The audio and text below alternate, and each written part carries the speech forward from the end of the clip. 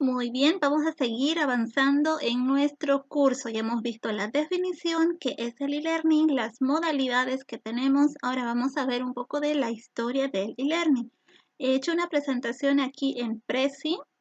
Más adelante en el curso vamos a ir viendo paso por paso, les voy a ir enseñando cómo ustedes pueden crear una presentación en Prezi, como la que están viendo en sus pantallas, incluso la van a superar porque ustedes son personas muy creativas y van a hacer una super presentación con esta herramienta digital.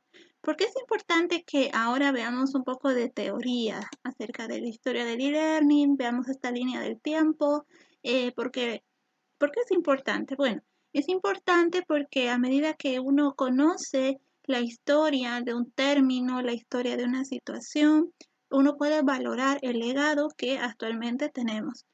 Han tenido que pasar muchas cosas para que ahora tengamos lo que tenemos en la educación, mucho sacrificio de docentes, profesionales en diversas áreas, científicos que se han tenido que sacrificar por dejarnos lo que ahora tenemos como la enseñanza e-learning. Entonces vamos a ir viendo, para muchos de nosotros quizá el término e-learning es un término nuevo que recién se está presentando en estos últimos años. Sin embargo, como vemos en la línea del tiempo, la historia del e-learning se remonta ya al siglo XIX. Vamos a ver de qué manera. Vamos a dar clic aquí y ahí podemos ver que en el siglo XIX tenemos la enseñanza por correspondencia. Esta es la primera modalidad de formación a distancia que conocemos. ¿En qué consistía? Bueno, consistía en contactar al estudiante a través del servicio postal. Una persona veía, por ejemplo, en los diarios, en los periódicos, el aviso de un curso. La persona escribía a la dirección de correo de la institución o del maestro que ofrecía sus cursos y se inscribía mediante el servicio postal. Entonces, ¿qué era lo que hacía el profesor o la institución? Contactaba al alumno a través de cartas, le enviaba todo su material de estudio, libros impresos, notas impresas, para proceder con el curso. Entonces el estudiante nuevamente resolvía los ejercicios mediante una cartita, hacía sus resúmenes o todo lo que el docente le pedía que hiciera con el material que le había enviado y enviaba de nuevo al profesor mediante el servicio postal. Nos podemos dar cuenta que en esos tiempos tener un curso así duraba mucho tiempo. ¿Por qué? Porque el servicio postal no era como el que lo tenemos ahora, ¿no? El servicio, por ejemplo, por correo electrónico o incluso otros servicios como DHL, por ejemplo. Entonces era totalmente diferente.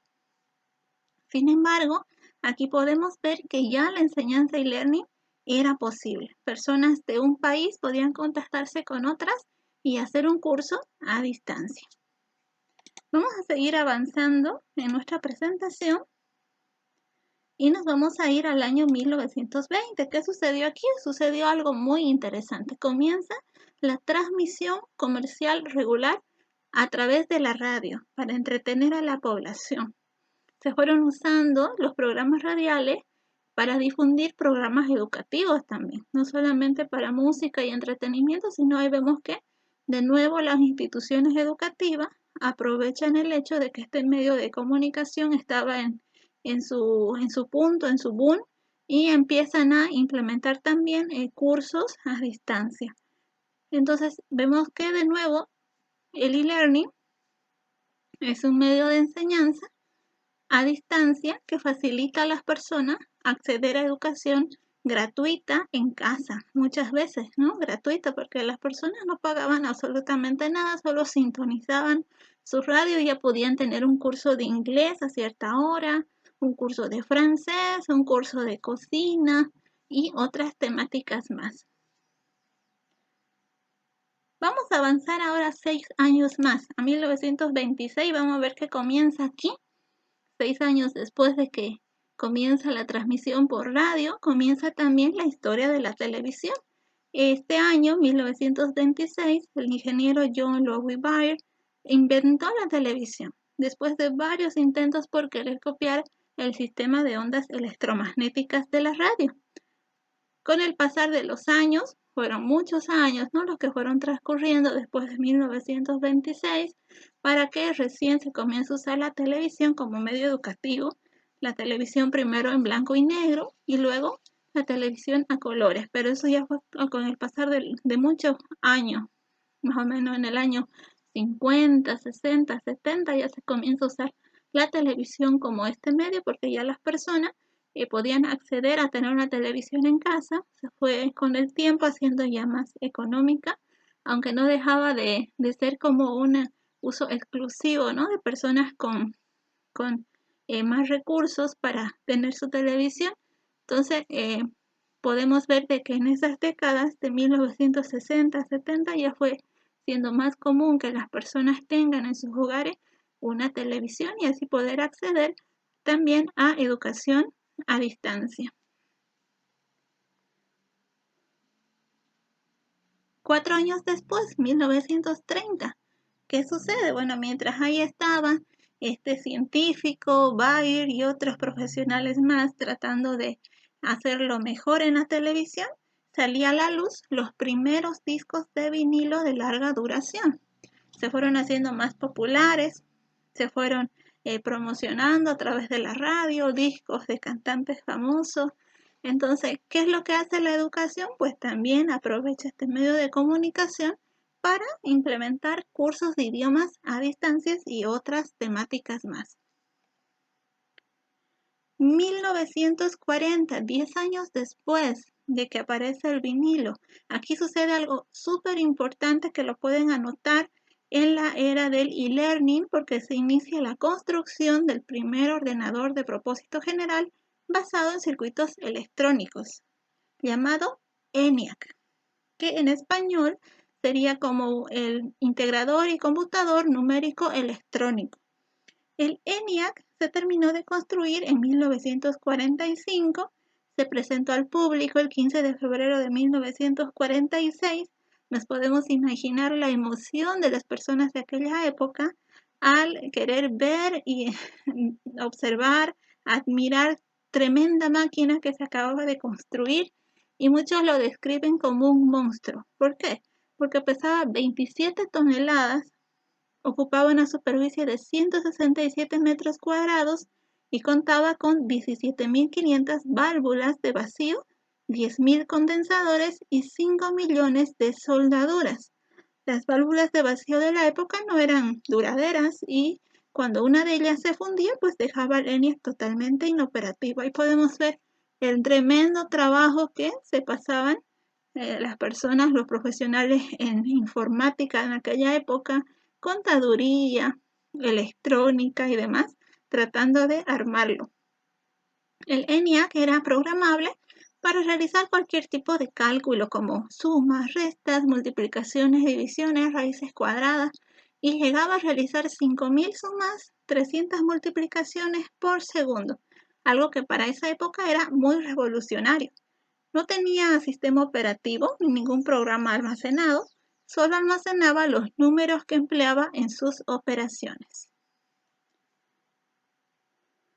Vamos a ver ahora qué sucedió 20 años después, en 1960.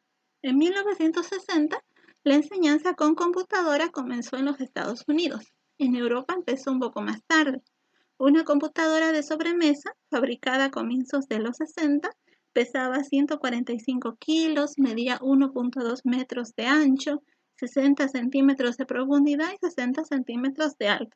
Seguía siendo grande, seguía siendo pesada, pero ya no tanto como el ENIAC, ¿cierto? Entonces, esta computadora que tenemos en la gráfica, estas eran las computadoras de aquella época, como vemos con el pasar de los años, acercándose a los 70, 80, se fueron modificando, mejorando, pero la computadora analógica de la que estamos hablando en los 60, incluso fue utilizada en el programa lunar Apolo de NASA. En el 65 aparece el primer ejemplar de circuitos integrados y desde entonces no ha parado de evolucionar hasta llegar a lo que tenemos ahora, nuestra laptop de mesa, mediante la cual muchos de ustedes seguro están pasando este curso. 3 años después, ¿qué sucede? 3 años después, El cassette empieza a ser el formato de almacenaje de audio grabación más vendido de la época. Empieza en Europa y en Estados Unidos por la empresa electrónica holandesa Philips y se va popularizándose. Los cursos de idiomas grabados en cassette y otros cursos sobre otros temas. Entonces, como la radio, el vinilo seguían en su apogeo, entonces también ahí aprovechan y empiezan a combinarse, ¿no? Que las personas sacaban discos de vinilo sobre un tema y también sus cassettes. Los cassettes eran mucho más prácticos que el vinilo, mucho más pequeños, más ligeros, transportables. Entonces, las personas siempre han buscado lo que se pueda transportar, que se pueda llevar de un lugar a otro. Entonces, aparecen también esas grabadoras pequeñas en donde las personas podían grabar, ¿no? Su música, sus canciones. Entonces, aprovechando eso, pues también en la educación empieza a implementar cursos así, en donde, por ejemplo, estos cursos en cassette, la persona que quería podía escuchar su curso de inglés en el horario que quería, en su pequeña reproductor de grabación y ya podía tener sus clases en el horario mejor conveniente. Entonces ahí vemos que se utilizó muy bien también el sistema de enseñanza y learning en los años 60. 1970. ¿Qué sucede? 7 años después aparece el VHS, que fue desarrollado en la década de los 70 por Philips también y lanzado al mercado también por la propia Philips en el año 76. TDK, JVC y su empresa matriz Matsushita Panasonic también fueron los que fueron lanzando al mercado este producto. Nuevamente los cursos de idiomas llevan la delantera, como vemos ahí en la gráfica. Tenemos un curso de español que venía con un manual y también venían los VHS y también su cassette. Entonces se fueron utilizando como una muy buena herramienta, un medio de enseñanza y se presentaron varias temáticas en este formato para facilidad de las personas. En el 82, ¿qué sucedió este año? 1982. Aparece el disco compacto. Se lanzó por primera vez en este año. Finalmente se convirtió en un producto lo suficientemente económico como para competir directamente con el cassette. Además de económico, también era más durable porque yo recuerdo que el cassette tenía muchos inconvenientes con la cinta, por ejemplo, que a veces se enredaba o se quedaba trabada ahí en la casetera y era todo un problema. A veces ya se rompía y el cassette se perdía. Entonces empezó a usarse más el formato del disco compacto. Además de eso, su capacidad era más grande, su capacidad de hacer copias digitales era más fácil también.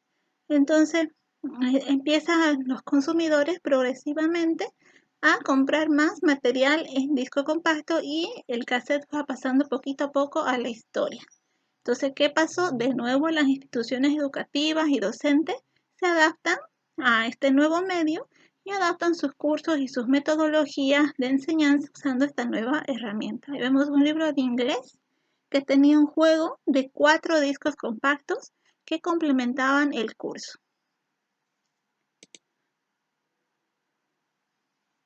Vamos ya a 1990.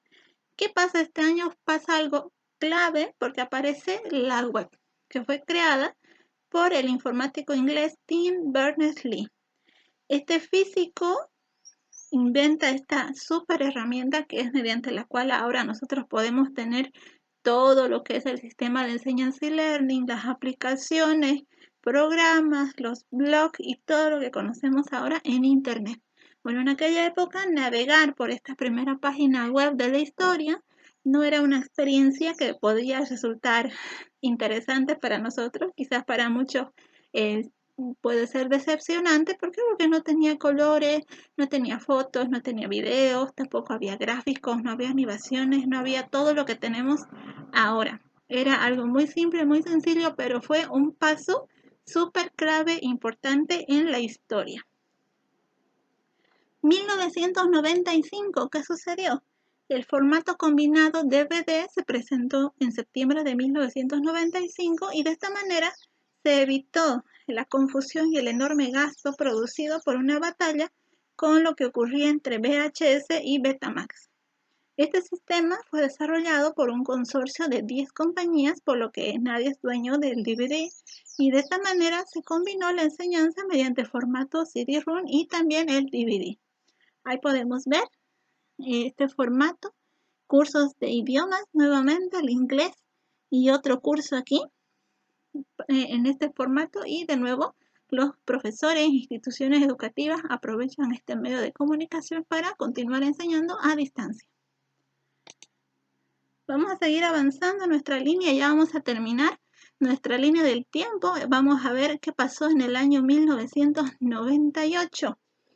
Si bien aparecieron los primeros dispositivos móviles, obviamente pues estos dispositivos que se desarrollaron querían intentar facilitar el proceso de enseñanza-aprendizaje desde cualquier lugar y momento, pero solamente esto se logró con la llegada de los smartphones y las tablets a mediados de la siguiente década, que se logró este objetivo de facilitar el aprendizaje mediante los móviles.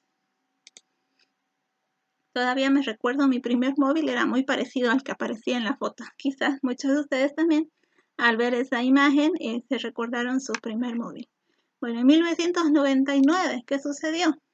El término e-learning fue creado por Elliot Massier en la conferencia TeachLearn en noviembre de 1999. Entonces ya aparece el término e-learning como tal en la enseñanza y la educación.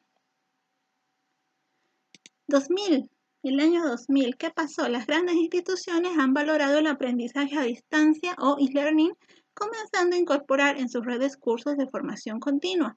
Con el cambio de década aparece una tendencia que se ha mantenido hasta la actualidad: la aplicación de recursos de los juegos, diseño, dinámicas, elementos en los contextos educativos online. Ahí aparece ya reconocido el e-learning en las grandes instituciones y hasta ahora. 2007. La segunda generación de dispositivos móviles aparece con una mayor resolución gráfica, conexión permanente a Internet, y de esta manera permite el desarrollo del mobile learning, potenciando características como la multifuncionalidad, accesibilidad y uso de aplicaciones. Y bueno, a partir de ese año ustedes ya conocen la historia y todo lo que hemos estado viendo hasta ahora. Ya en el año 2018, muchas universidades e instituciones de renombre comienzan a implementar con más fuerza cursos y learning a nivel universitario para facilidad de las personas. Y con la llegada de la pandemia, pues esto se ha implementado mucho más, se ha hecho más conocido. Personas que antes no tenían ni idea de este sistema de enseñanza lo han llegado a conocer, y bueno, hasta ahora no ha parado. Así que qué bueno que ustedes están tomando este curso para llegar a ser expertos en e-learning. Vamos a continuar avanzando.